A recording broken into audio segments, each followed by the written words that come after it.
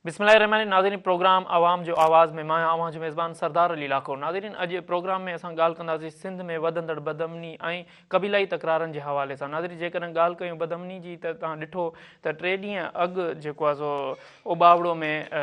मुसाफ़िर कोच ते 15 धाड़ेलनि काह करे आया ऐं उन खां बाद जेको आहे 19 मुसाफ़िरनि खे पाण सां जेको आहे सो उते यरगमाल बणाए वठी विया। उन खां पोइ पुलिस रेंजर्स सां मिली करे ऑपरेशन कयो, जिते पंजाब जे इलाइक़े मां 10 मुसाफ़िरनि खे बाज़ियाब करायो आहे। पर चवण जी इहा ॻाल्हि आहे त सिंध में मुसलसल जेको आहे सो इन्हनि वाक़िअनि जी रोकथाम न पई थिए ऐं सिंध में जेको आहे सो बदअमनीअ जी बाहि भरियल आहे। जेकॾहिं ॻाल्हि कजे क़बीलाई तकरारनि जी त क़बीलाई तकरार बि जेको आहे सो सिंध लाइ नासूर बणियल आहिनि, जंहिंमें जेको आहे सो बेगुनाह तोड़े मर्द हुजनि या औरतूं हुजनि, उन्हनि जूं जानूं ज़ाया थींदे नज़र अचनि पियूं ऐं मुसलसल जेको आहे सो सिंध में बदअमनीअ में तोड़े क़बीलाई तकरारनि में इज़ाफ़ो थिए पियो। हिन महिल जेकॾहिं ॻाल्हि कजे उत्तर ज़िलनि जी त उत्तर ज़िला जेका आहिनि उन्हनि में ख़ासि तौर ते उन्हनि में जेको आहे सो आवाम जे लाइ उहे दोज़ख बणियल आहिनि ऐं ॾोहारियुनि ऐं धाड़ेलनि जे लाइ उहे जन्नत बणियल आहिनि। त इन असां समूरे ई जेको आहे सो मामले ते असां ॻाल्हि ॿोल कंदासीं ऐं असां सां इन मामले ते ॻाल्हाइण लाइ ख़ासि तौर ते ओबावड़ो मां जेको आहे सो इन वाक़े ते असां मालूमात वठंदासीं। उतां गुलाम कंबर बोहड़ असां सां हूंदो ऐं शिकारपुर मां असां सां महबूब बलोच हूंदो, कंदकोट मां असां सां गुलाम रसूल मीराणी हूंदो ऐं गुडू मां असां मालूमात वठंदासीं शेरबाज़ खोसो सां। ऐं उतां जे जेकॾहिं क़बीलाई तकरारनि ते असां ॻाल्हाईंदासीं सरदार मक़बूल शेख साहिबु असां सां गॾु हूंदो ऐं सरदार जागन भयो साहिबु बि असां सां गॾु हूंदो। ऐं इंतिज़ामिया जेकॾहिं ॻाल्हि कंदासीं त इंतिज़ामिया मां त उतां असां मुसलसल राब्तो करण जी कोशिशि कई आहे ऐं SSP साहिबु ख़ातिरी कराई आहे। अनवर खेतरान साहिबु आहे जेको असांखे तफ़सीलनि खां आगाह कंदो। नाज़रीन, पूरी सिंध में इहे वाक़िया थियनि पिया ऐं लाड़ में बि इहे वाक़िया थियनि पिया, पर उत्तर सिंध जेको आहे सो उहा बिल्कुलु धाड़ेलनि जे कब्ज़े में आहे ऐं धाड़ेलनि जे वर चढ़ियल आहे, जिथे अवाम तोड़े माण्हू उते जेका सिज लथे खां पोइ वञण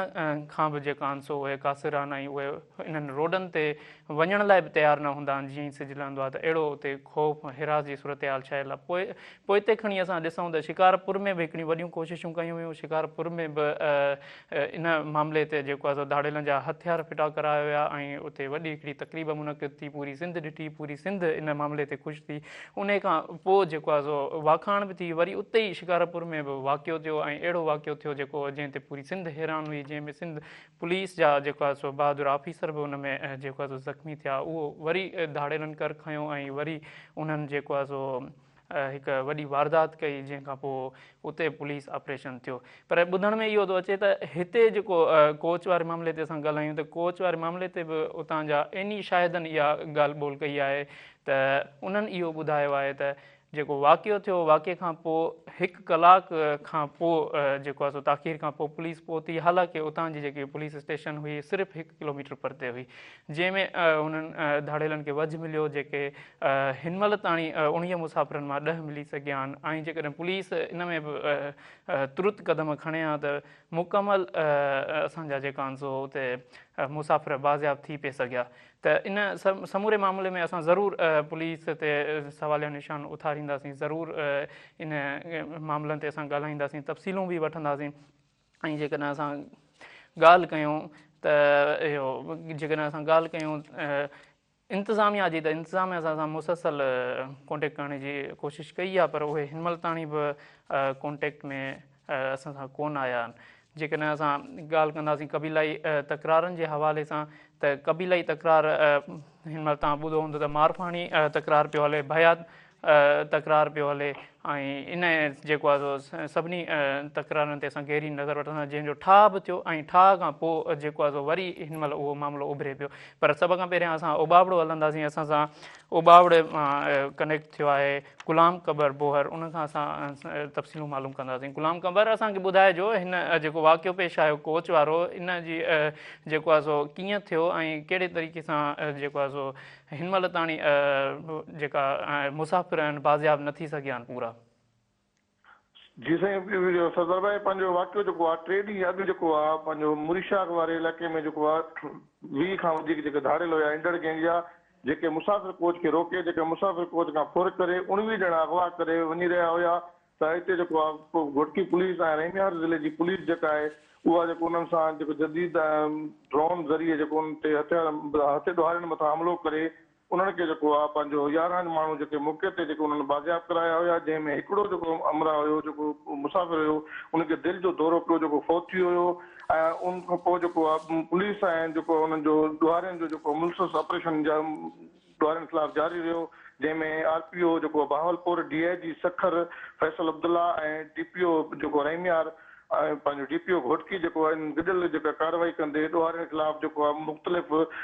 जेको आहे मरलनि में जेको ऑपरेशन जारी रखियो, जेके मुख़्तलिफ़ जदीद हथियारनि सां ॾोहारियुनि जे टिकाणनि ते फायरिंग कंदा रहिया ऐं जदीद पंहिंजो टेक्नोलॉजी ज़रिए ड्रोन ज़रिए हमला कंदा रहिया। जंहिं खां पोइ जेको आहे उते जेको आहे ढड़ गैंग जा जेके माण्हू आहिनि जेके उते मौक़े ते जेको 50 लाख इनामी याफ़्ता रखियल हज़ारा जेको आहे सिखाणी मज़ारी आहे उहो जेको मौक़े ते मारिजी वियो। ऐं उन खां पोइ जेको ॾोहारियुनि जेको माण्हू जेके हुई उन्हनि खे छॾे जेको आहे पंहिंजा हंधि हलिया विया। जंहिंखां पोइ अॼु राति बि जेको पुलिस जेको आहे उन्हनि ख़िलाफ़ कार्रवाई कंदी रही, जंहिंमें लोलाई गैंग जो सरबराह आहे गुलशन लोलाई उहो मौक़े ते मारिजी वियो। ऐं उन खां पोइ ॿुधण में अचे पियो त काफ़ी जेके ॾोहारी ज़ख़्मी बि आहिनि ऐं उते ॾोहारियुनि जो जेको आहे धाड़लनि जो इंडड़ गैंग आहिनि, लोलाई गैंग आहे ऐं मुख़्तलिफ़ गैंगनि जे जेके उते आहिनि सरबराह उन्हनि खे नुक़सानु पहुतो आहे। उन्हनि ख़िलाफ़ ऑपरेशन पुलिस जो जारी आहे, जंहिंमें 200 खां वधीक पुलिस एहलकार हिसो वठी रहिया आहिनि। ऐं मुसाफ़िर कोच जा जेके माण्हू जेके आहिनि इहे ज़रियनि खां कुझु मालूम थियो आहे 4 माण्हू अञा उन्हनि वटि अॻुवा आहिनि जेके बाज़ियाब न थिया आहिनि, बाक़ी बाज़ियाब थी जेके पंहिंजे जेको ॻोठ अबाणे वापसि रवाना कया विया आहिनि। ऐं खंबड़ा थाणे ते जेको आहे SHO जेको आहे SHO ज़हीर अहमद भुट्टो जी फ़रियाद ते जेको आहे सरकार तरफ़ां 22 सुञातल ऐं 14 अणसुञातल ॾोहारियुनि मथां जेको आहे सरकार जी फ़रियाद ते खंबड़ा थाणे ते केस दर्ज कयो आहे, जंहिंमें इंडड़ गैंग जो मुख्य जेको आहे तनवीर अहमद इंडड़ ऐं आशिक़ कोराई ऐं लठाणी मज़ारी ऐं शेरू कोराई, गुलसन लोलाई ऐं तारिक शेखाणी मज़ारी आहे, फरीद मिराणी ऐं ज़फ़र चांडियो ऐं मीरसन चांडियो समाज जेको आहे उन्हनि ते जेको आहे केस दर्ज कयो वियो आहे। ऐं हिन टाइम बि जेको आहे DIG जो चवणु आहे त असांजो ऑपरेशन जारी आहे। उते टेक्नोलॉजी ज़रिए जेको आहे जेको उते ऑपरेशन जेको करे रहिया आहिनि उन चयो त जेसि ताईं ॾोहारियुनि जो ख़ात्मो न थींदो तेसि ताईं ऑपरेशन जारी रहंदो, छो त हिते जेको आहे मुरीशाक वारो इलाइक़ो आहे इहो बिल्कुलु नोगो एरिया बणियल हुयो, जेके पहिरें बि जेको आहे त कार जेको मुसाफ़िर कार ते वञी रहिया हुननि खे अगवा कयो वियो ऐं कुझु टाइम पहिरें जेको गुलाम कमर मूंखे इहो ॿुधाइजो हमिलो कयो वियो, जंहिंमें इहे इंडड़ गैंग ऐं लठाणी मज़ारी ऐं जेको लोलाई गैंग जा माण्हू हुया। इहे टोलो हुयो जेको सोनमियाणी जे कराची कच्चो जेको मशहूरु इलाइक़ो आहे उते रहंदा आहिनि, इहे जेके उते दहशत जी अलामत बणियल आहिनि, इन्हनि माण्हुनि हमला करे जेके इहे वाक़िया कया, जंहिंखां पोइ मोटरवे ते जेको आहे सफ़र करणु जेको ॾाढो मुश्किल थी वियो ऐं मुरीशाक वारे इलाइक़े में ख़ौफ़ वारी सूरत हाल हुई। जंहिंखां पोइ RPO जेको आहे गाज़ी सलाउद्दीन ऐं DIG फैसल अब्दुल्ला इन्हनि मुतफ़िक़ा गॾियल हिकिड़ी माना जेको प्लानिंग सां, जंहिंमें DPO जेको आहे रहीमयार इरफान समो ऐं DPO खैरपुर बि जेको हुयो जेको समीउल्ला सुमरो ऐं DPO सखर अज़हर जेको आहे अज़हर मुग़ल ऐं DPO घोटकी इन्हनि गॾियल हिकु मुतफ़िक़ सां माना प्लानिंग सां जेको हिन टाइम ऑपरेशन करे रहिया आहिनि। ऐं उते जेको का बि चुरपुर अहिड़ी टेक्नोलॉजी मशीनरी आहे जेका ॾोहारियुनि खे चुरपुर ते जेको नज़र रखी उते जेको ड्रोन सां हमला करे रहिया आहिनि। ऐं तव्हां ॾिसी सघो था फुटेज में त उते जेके ॾोहारी जेके ड्रोन खे ॾिसी ड्रोन ते हमले करण जी कोशिशि करे रहिया आहिनि, जंहिं ते पुलिस जेको आहे उन्हनि ड्रोन ज़रिए उन्हनि खे जेको आहे हमला करे थी ऐं उनमें गुलाम कमर महिरबानी अवां जी तव्हां तफ़सीलनि खां आगाह कयो। नाज़रीन हिते वक़्तु थी वियो आहे हिकु ब्रेक जो, ब्रेक खां पोइ वरी प्रोग्राम खे हितां खां ॻंढियूं था।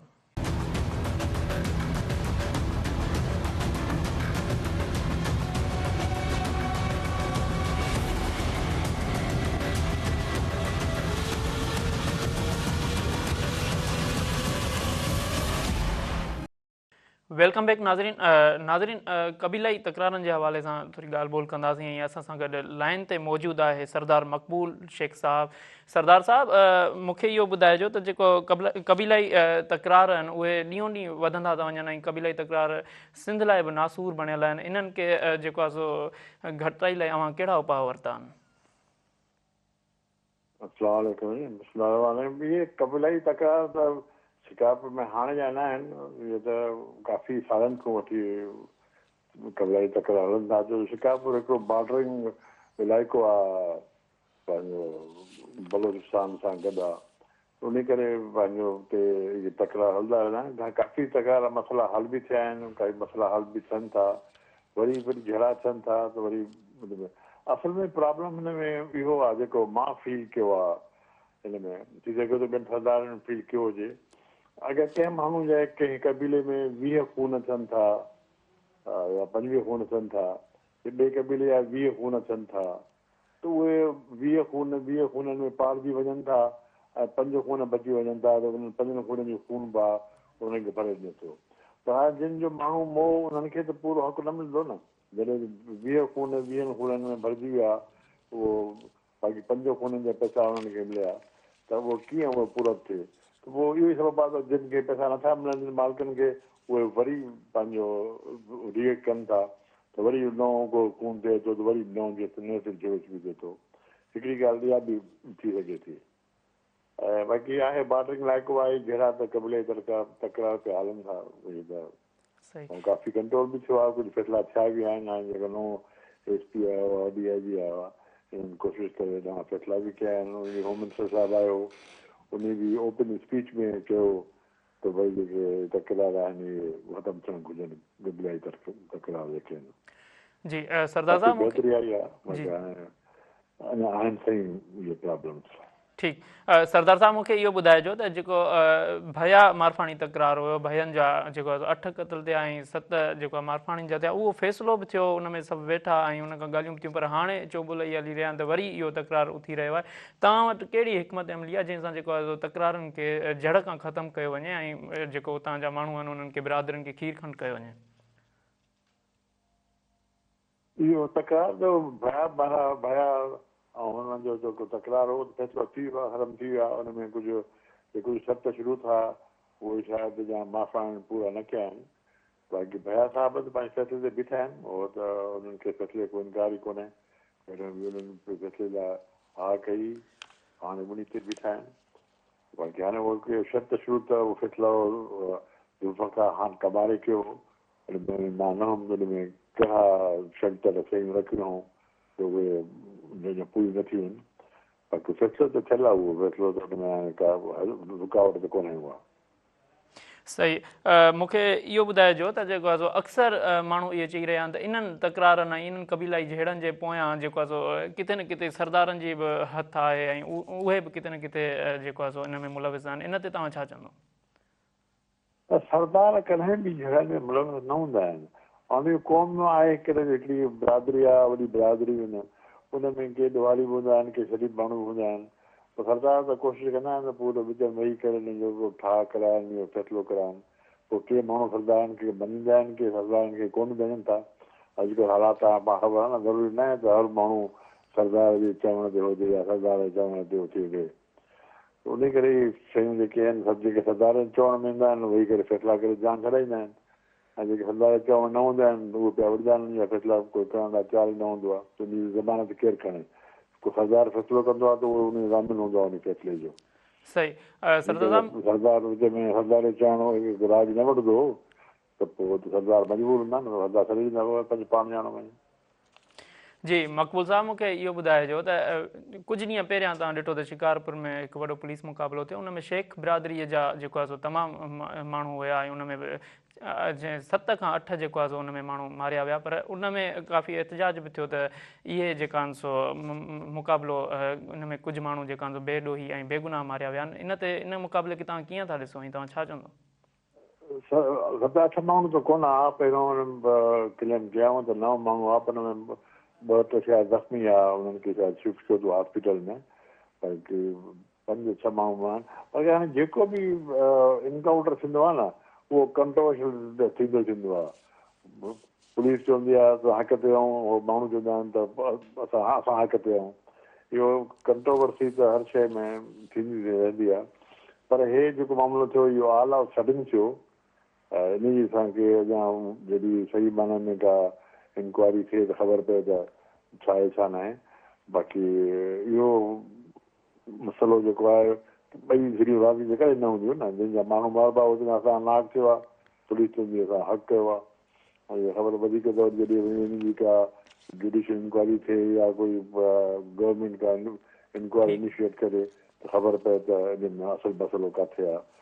केरु सही आहे केरु ग़लति आहे ठीकु मक़बूल साहब तव्हां मेरान TV खे वक़्तु ॾिनो आहे जी वॾी महिरबानी नाज़रीन जीअं त तव्हां मक़बूल साहिब जूं ॻाल्हियूं ॿुधियूं त जेको आहे सो क़बीलाई जेका तकरार हूंदा आहिनि उन में जेको आहे सो सरदारनि जो जेको हथु कोन हूंदो आहे उहो अमन कराईंदा आहिनि पर इहो असांखे घटि ॾिसण में आयो आहे अक्सर करे जेको आहे सो क़बीलाई तकरारनि में माण्हुनि खे विड़ाइण में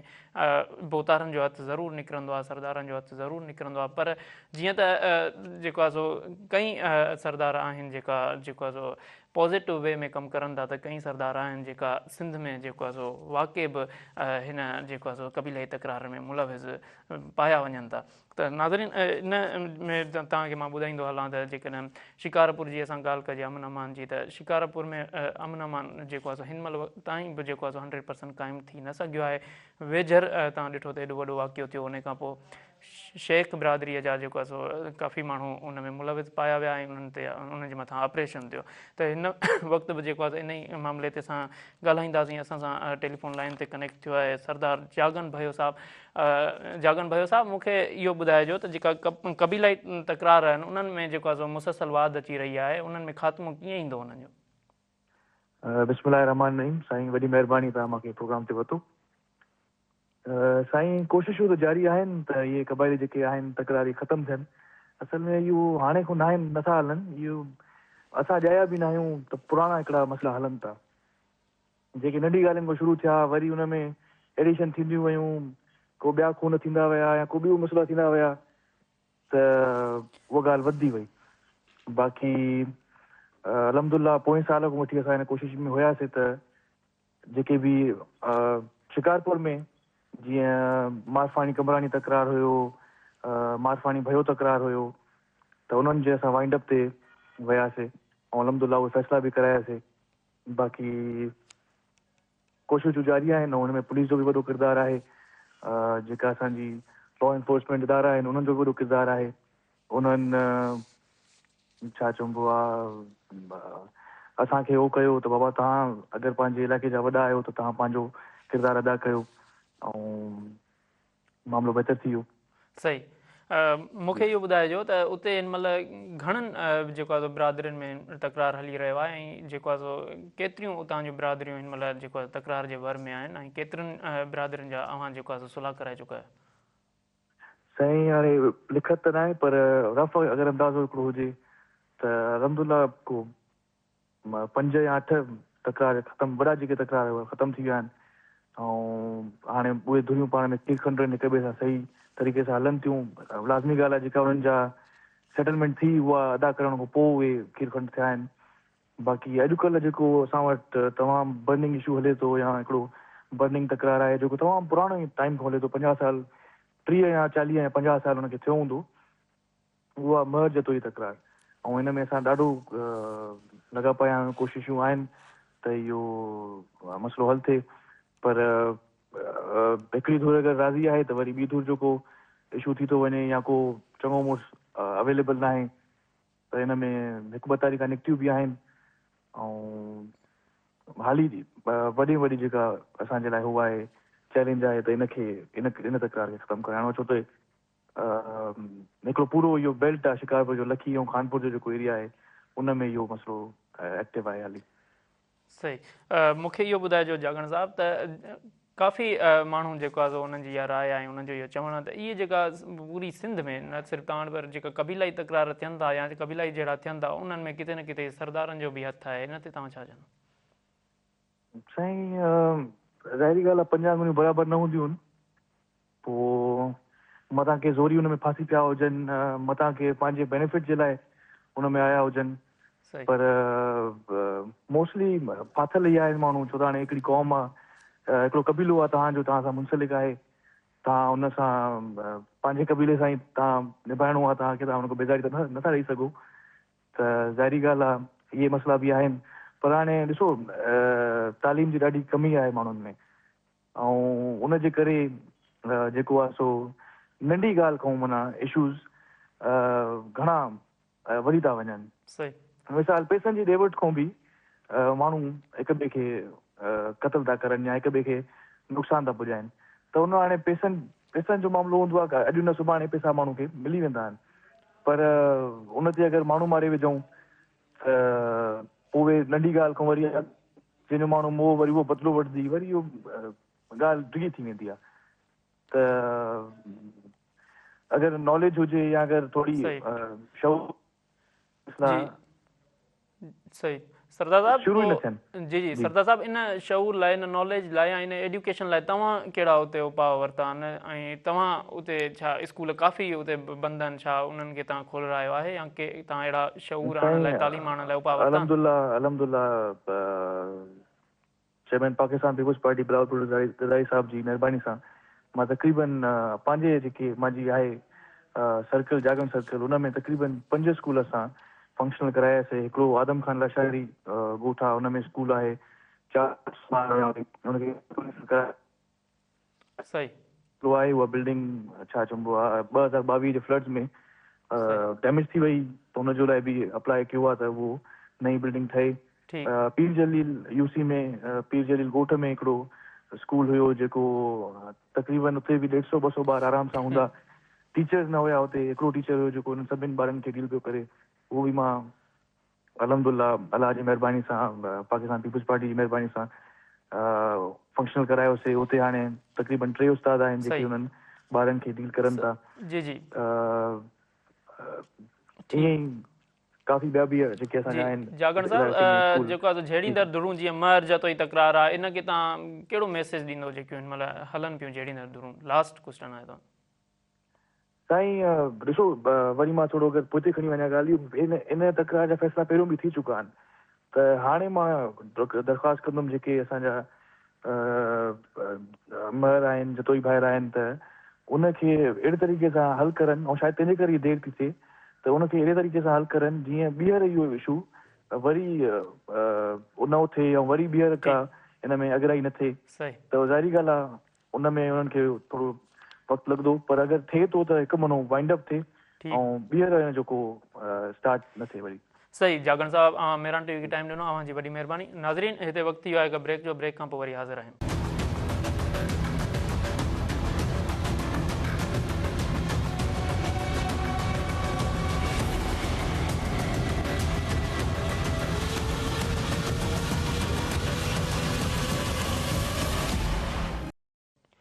वेलकम बैक नाज़रीन ओबावड़ो मामले ते असां ॻाल्हाईंदासीं। असां सां गॾु लाइन ते मौजूदु आहे शेरबाज़ खोसो। शेरबाज़ खोसो मूंखे इहो ॿुधाइजो जेको हिते मामिलो थियो कोच वारो मामिलो थियो त इहो कीअं थियो ऐं इहो टाइम कहिड़ो हो हिन जो इहो ॿुधाइजो ऐं जेका मुसाफ़िर आहिनि ऐं उहे मुसाफ़िर घणा बाज़ियाफ़ थिया आहिनि। शेरबाज़ आवाज़ अचे पियो?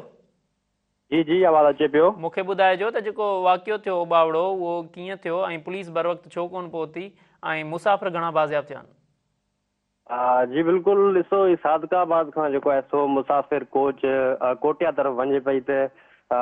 3 ॾींहं अॻु जेको आहे सो राति जे पहाड़ में तक़रीबन 12 खां जेको आहे सो 1 बजे जे अंदरि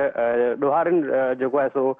इंडस हाईवे रोड ते का करे ऐं मुसाफ़िर कोच ते मुसाफ़िरनि खे यरगमाल बणाए करे ऐं जेके आहिनि सो 13 मुसाफ़िर अगवा करे कच्चे तरफ़ फरार थी विया ऐं उन्हनि आरज़ी तौरु जेको आहे सो उन मुसाफ़िरनि खे कमनि जे फसल में रखियो। तंहिंखां पोइ इतला मिलण खां पोइ घोटकी जी पुलिस वाक़े वारे हंधि पहुती। उन खां पोइ जेको आहे सो कमान में तसियल जेके मुसाफ़िर हुया उन्हनि खे जेको आहे सो पुलिस बाज़ियाब करण जी दावा कई ऐं पुलिस इहो पिणु चयो आहे त ॾोहारियुनि सां जेको आहे सो मुक़ाबिलो थी पियो ऐं हू ऑपरेशन जेको आहे सो हिन वक़्तु ताईं हलंदड़ आहे। 4 ॾींहं थी विया पर ऑपरेशन जेको आहे सो हलंदड़ आहे ऐं जेको आहे सो उन मुसाफ़िरनि खे बि बाज़ियाब करायो वियो हो। जी जी जेको आहे शेरबाज़ तव्हां तफ़सील खां आगाह कयो, अव्हांजी वॾी महिरबानी। नाज़रीन तव्हां ॻाल्हि ॿोल ॿुधी शेरबाज़ जी त जेको आहे सो हीउ वाक़ियो अहिड़े तरीक़े सां पेश आयो जो को बि अहिड़ो जेको आहे सो ॾोहारनि खे कोन मिलियो, जेको आहे सो उन्हनि का बि अहिड़ी बैरियर्स या रुकावट न मिली। उहे आराम सां जेको आहे सो पंहिंजी वारदात करे ऐं जेको आहे सो मुसाफ़िरनि खे खणी फ़रार थी विया। उते कोच में जॾहिं उन्हनि उनखे रोकियो ऐं उनजा टायर बस्ट करे मुसाफ़िरनि खे लाथो वियो त अधु कलाक ताणी फायरिंग हलंदी रही। अधु कलाक फायरिंग ऐं जेको खमड़ा थाणो किलोमीटर हिकिड़ो परते हुयो, जंहिं वक़्तु जेको आहे सो उहा पुलिस 1 कलाक ताईं हुते कोन पहुची सघी ऐं ॾोहारी आराम सां मुसाफ़िरनि खे वठी जेको आहे सो पंजाब साइड रवां थी आहे। त नाज़रीन, इन सॼे वाक़े ते जे ॻाल्हि ॿोल कजे त इते बि जेको आहे सो पुलिस जी कोताही ज़रूरु नज़र अचे थी। हालांकि इहे ज़िला हिन महिल जेको आहे सो वर चढ़ियल आहिनि, बदमनीअ जे वर चढ़ियल आहिनि। उते जेकॾहिं बदमनीअ जी ॻाल्हि कजे त उहा जेको आहे सो 100% उते हले पई। जेकॾहिं मंशियात जी ॻाल्हि कजे त उहा बि 100% उते हले पई। जेकॾहिं उते ॻाल्हि कजे कबीलाई जेका तकरार आहिनि, जहिड़ा आहिनि, उहे बि उते जेको आहे सो वधियल आहिनि। त इन सॼे मामले ते जेको आहे सो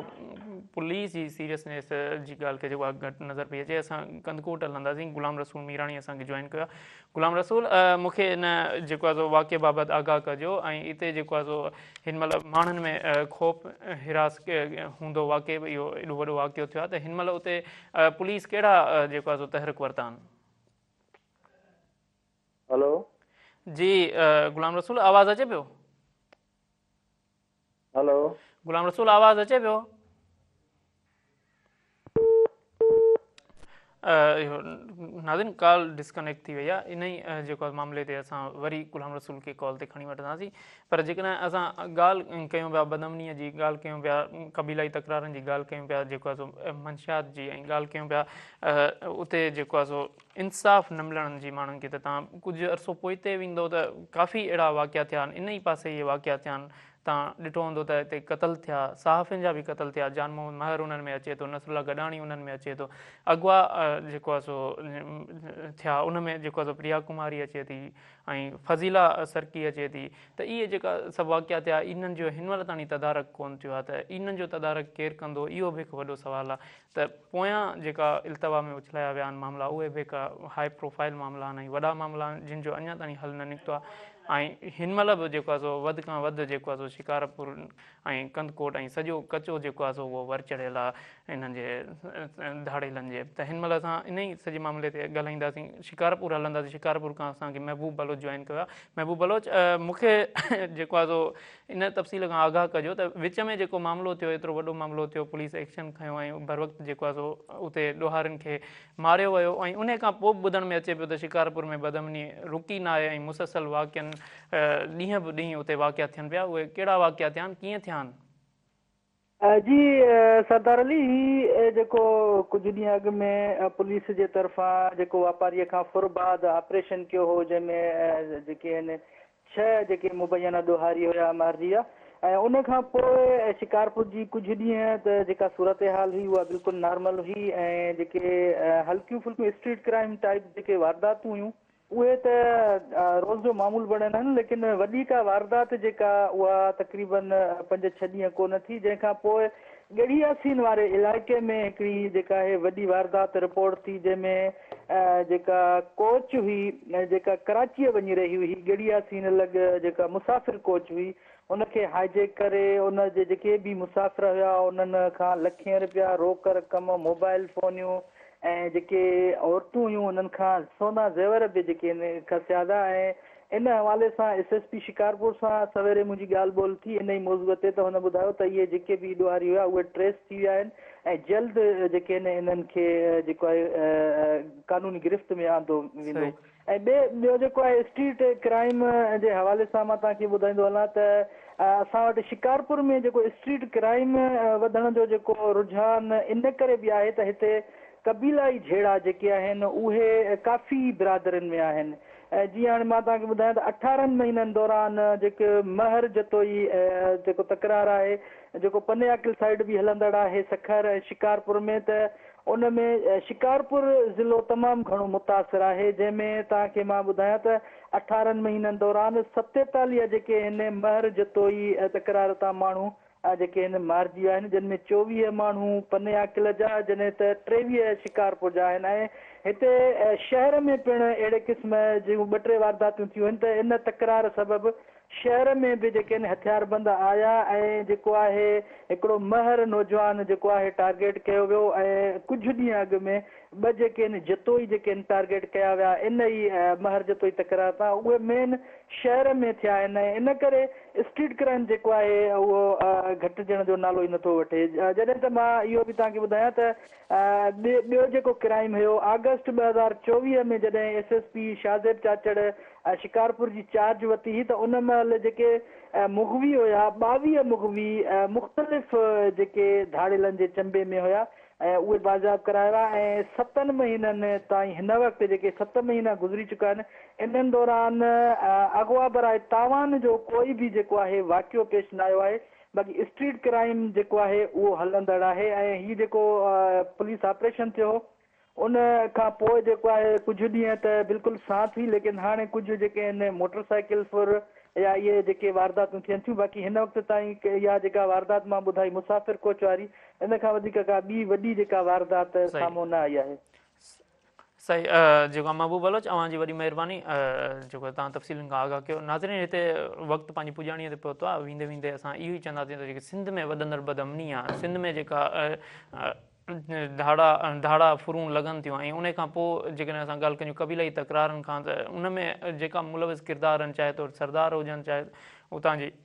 इंतिज़ामिया हुजे उनखे जेको आहे सो बिल्कुलु ख़तमु करणु घुरिजे ऐं उनजे मथां बि कार्रवाई करणु घुरिजे भली पोइ उहो केतिरो बि वॾो कामोरो छो न हुजे। छाजे करे हिन महिल आम आवाम पिसी रहियो आहे सिंध जो आम माण्हू इन मुसीबतुनि जो मुंहुं ॾिसी रहियो आहे ऐं हिन वक़्तु ज़रूरत इन ॻाल्हि जी आहे त पुलिस खे उतां जा जेका उत्तर ज़िलनि जा जेका इलाइक़ा आहिनि ऐं कचे जा इलाइक़ा आहिनि उते हिकु परमनेंट हिकु वॾो ऑपरेशन करे ॾोहारियुनि खे जेको आहे सो जड़ खां ख़तमु कयो हुजे जीअं अहिड़ा जेका वाक़िया आहिनि इन्हनि में कमी अचे ऐं इहे वाक़िया ख़तमु थियनि। नाज़रीन हिते जेको आहे सो असां तव्हांखां इजाज़त वठंदासीं वरी कंहिं हिकु नए मौज़ू सां गॾु हूंदासीं।